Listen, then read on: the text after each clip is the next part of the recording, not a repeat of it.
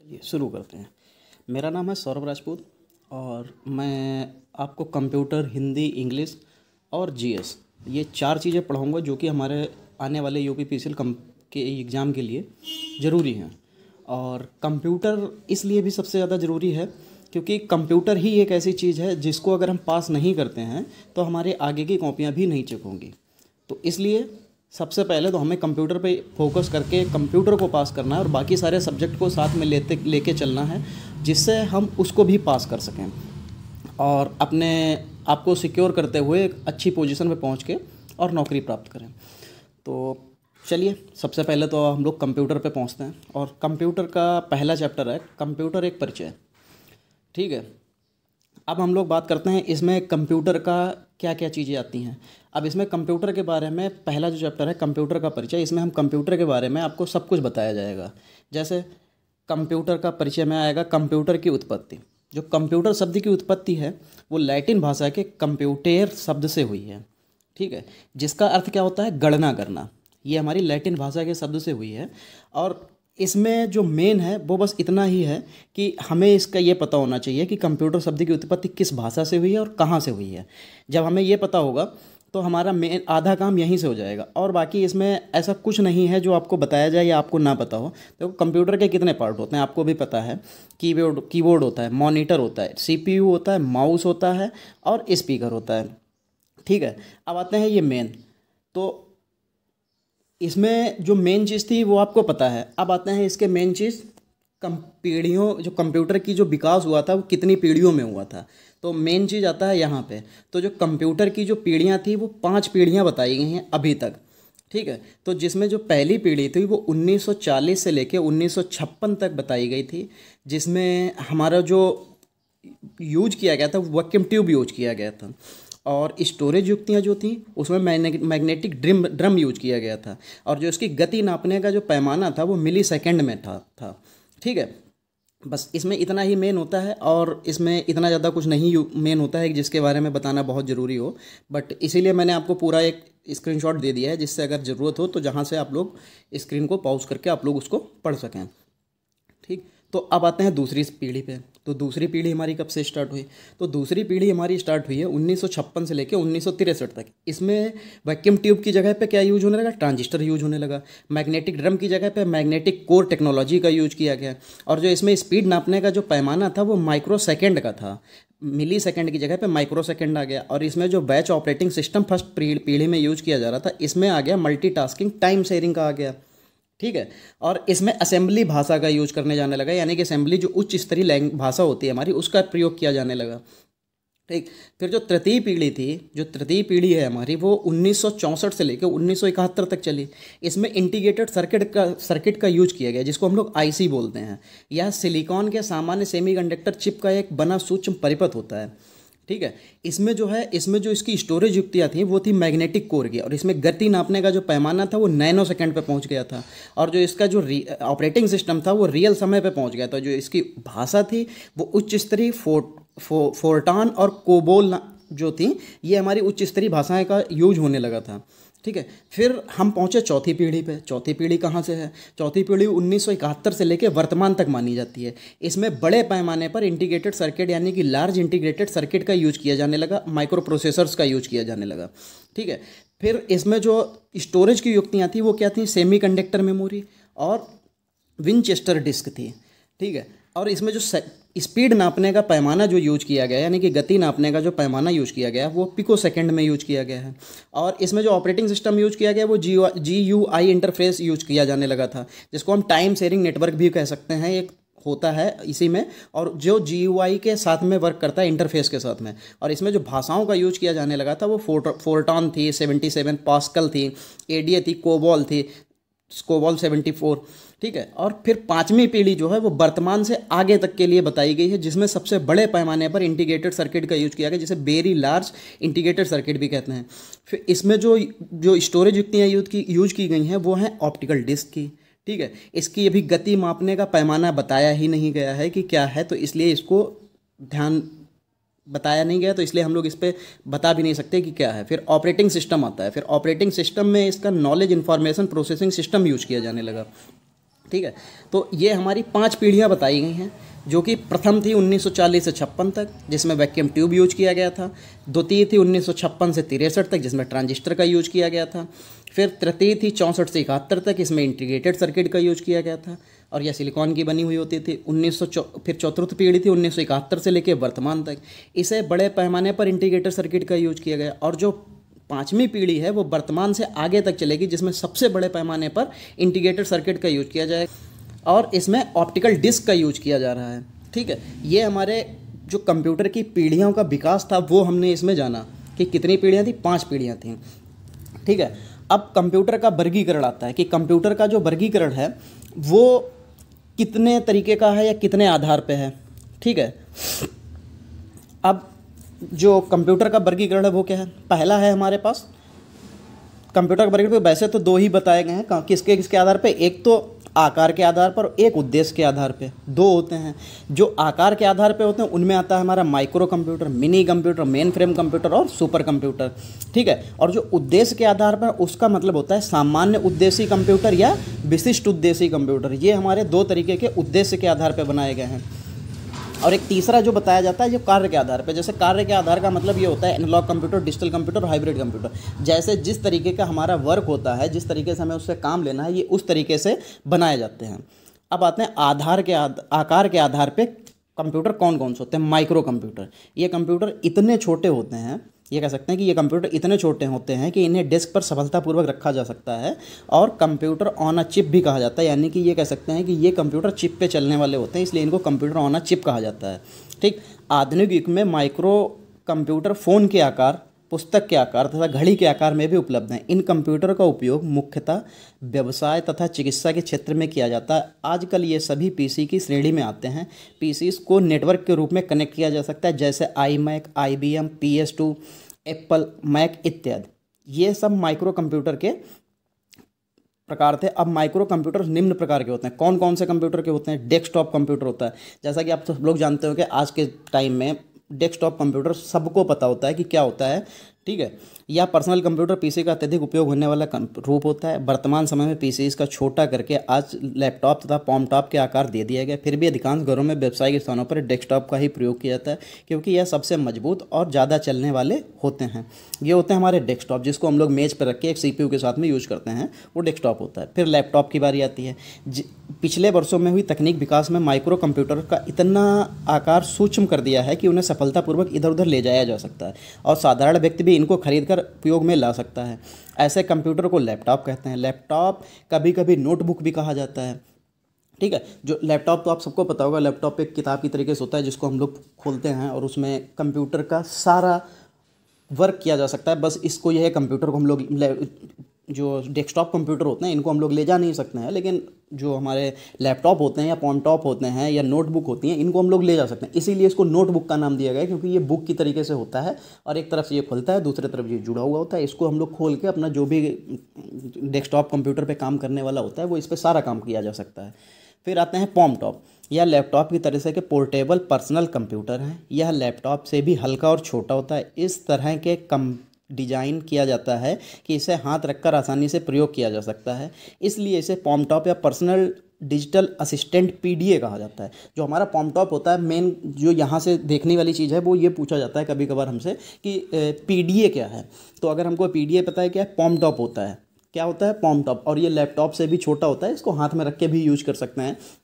आपने पता नहीं शायद देखा है कि नहीं देखा है, कुछ जब जनगणना की गई थी अभी जो 2011 में, तो उसमें पॉमटॉप का यूज किया गया था। जो जनगणना करने वाले लोग थे उनको एक पॉमटॉप दिया गया था और वो उसी से उसमें डेटा फीड करते थे। पहले तो उनको ऑफलाइन करना था, फिर उसके बाद में उनको ऑनलाइन करना था, तो उसी में पॉमटॉप का यूज़ किया गया था। फिर वर्क स्टेशन। यह कंप्यूटर अनियंत्रित तकनीक और ग्राफिक्स के कार्यों के साथ साथ एकल व्यक्ति के साथ पारस्परिक व्यवहार में भी प्रयोग किया जाता है।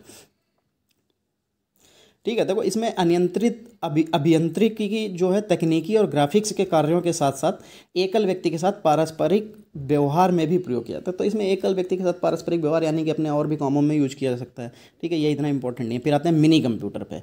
मध्यम आकार के इन कंप्यूटरों की कार्य क्षमता तथा कीमत दोनों ही माइक्रो कंप्यूटर की तुलना में अधिक होती है। इस प्रकार के कंप्यूटरों पर एक या एक से अधिक व्यक्ति एक समय में एक से अधिक कार्य कर सकते हैं। इनका प्रयोग प्रायः छोटी या मध्यम स्तरीय कंपनियों इस तरह की कंपनियों में करती हैं। ये सेंट्रल कंप्यूटर की तरह प्रयोग करते हैं, जिसे सर्वर भी कहा जाता है, जैसे HP 9000, RISC 6000, BULL, HNDP X2 और AS400 आदि।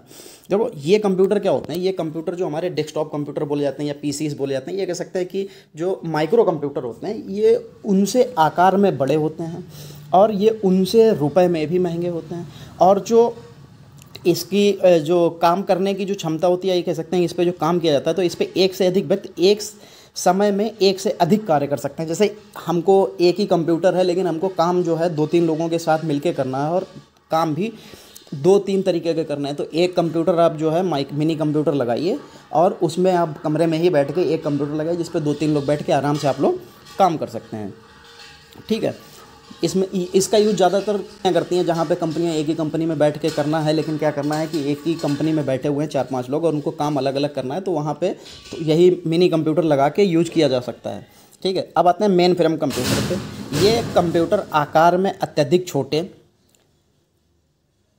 अत्यधिक बड़े होते हैं। ये कंप्यूटर कार्यक्षमता और कीमत में भी मिनी तथा माइक्रो कंप्यूटर से अधिक होते हैं। अधिकतर कंपनियों में मेन फ्रेम कंप्यूटर का उपयोग भुगतान का ब्यौरा रखने, बिलों को भेजने, कर्मचारियों का भुगतान करने, उपभोक्ताओं द्वारा खरीद वस्तुओं का ब्यौरा रखने इत्यादि कार्यों में किया जाता है, जैसे CDS cyber, IBM 4381, ICL 39, UNIVAC 1110 इत्यादि। देखो ये जो मेन फ्रेम कंप्यूटर होंगे, आपने उसको देखा होगा कि बैंक में जब हम लोग जाते हैं तो वहाँ पे रुपए गिनने की एक मशीन होती है, वो मेन फ्रेम कंप्यूटर का ही उदाहरण होता है। ठीक है, ये क्या होते हैं, ये कंप्यूटर से आकार में बड़े भी होते हैं। इनकी कार्यक्षमता और कीमत दोनों जो है मिनी और माइक्रो दोनों से कह सकते हैं बहुत ज़्यादा होती है।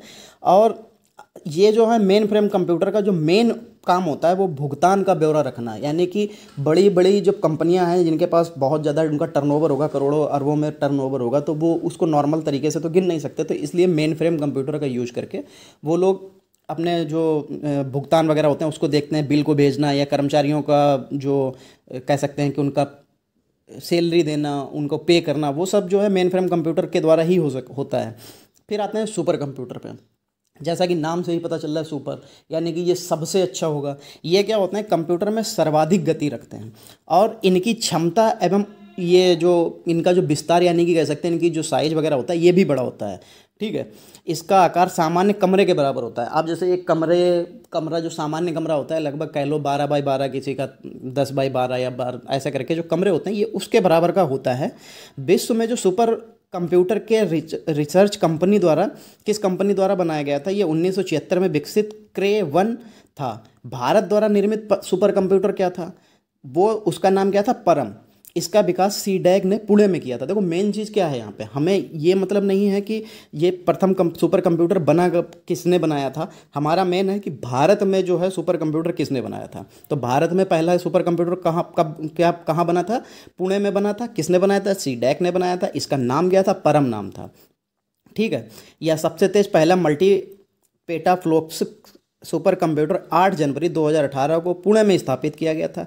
इसका नाम प्रत्यूष रखा गया था। इसकी क्षमता 6.8 पेटाफ्लोप थी।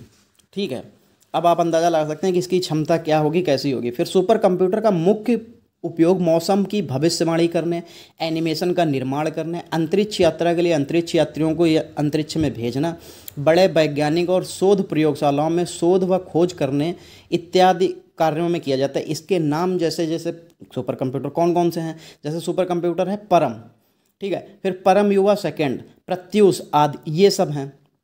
फिर आते हैं जो कंप्यूटर था वो कार्य के आधार पे कौन कौन से थे। देखो कार्य के आधार पे 3 बताए गए थे, कौन से, एनालॉग, डिजिटल और हाइब्रिड। तो जो एनालॉग कंप्यूटर होते हैं भौतिक मात्राओं जैसे दाब, मापन, लंबाई, पारे इत्यादि को मापकर इसके परिमाण को अंकों में प्रस्तुत करने के लिए एनालॉग कंप्यूटर का उपयोग किया जाता है। तो जैसे जो हमारे जो मौसम विभाग होता है इसके पास एनालॉग कंप्यूटर होता है, ये वहाँ से दाब और ये तापमान और कितने गहराई में कितने पारे का क्या है, ये सारी चीज़ें वहाँ से ही नापी जाती हैं। तो उनको किस कंप्यूटर की ज़रूरत पड़ती है, एनालॉग कंप्यूटर की। फिर आते हैं डिजिटल कंप्यूटर। डिजिटल से जैसे पता चल रहा है कि नंबर और ये जो भी बिल्कुल डिजिटल तरीके से होगा। अंकों की गणना करने के लिए डिजिटल कंप्यूटर का प्रयोग किया जाता है। ठीक है, अंकों की गणना करने के लिए डिजिटल कंप्यूटर का प्रयोग किया जाता है। आधुनिक युग में प्रयुक्त अधिकतर कंप्यूटर डिजिटल कंप्यूटर की श्रेणी में आते हैं।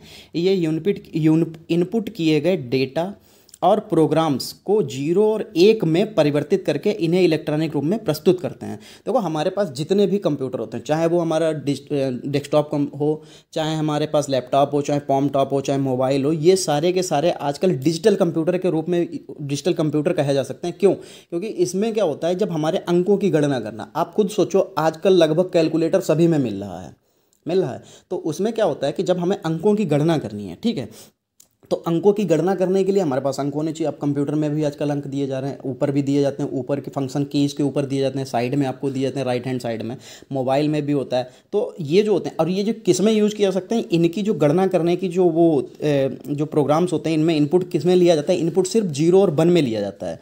ठीक है, और 0 और 1 को ये इलेक्ट्रॉनिक रूप में परिवर्तित करके ही ये काम में लाते हैं। ठीक है, फिर आते हैं हाइब्रिड कंप्यूटर। हाइब्रिड कंप्यूटर्स उन कंप्यूटर को कहा जाता है जिसमें एनालॉग और डिजिटल कंप्यूटर दोनों के गुण सम्मिलित होते हैं।